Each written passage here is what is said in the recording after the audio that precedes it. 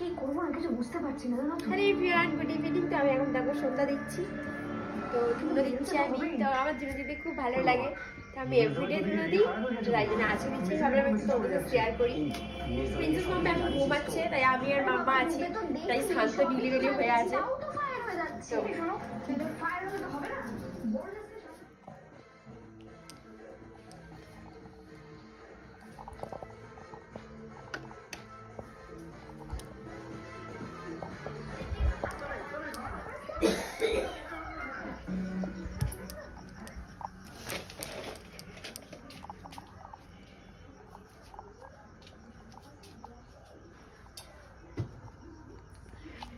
Princess মামার আমার দুজনের খুবই ঠান্ডা লেগে গেছে।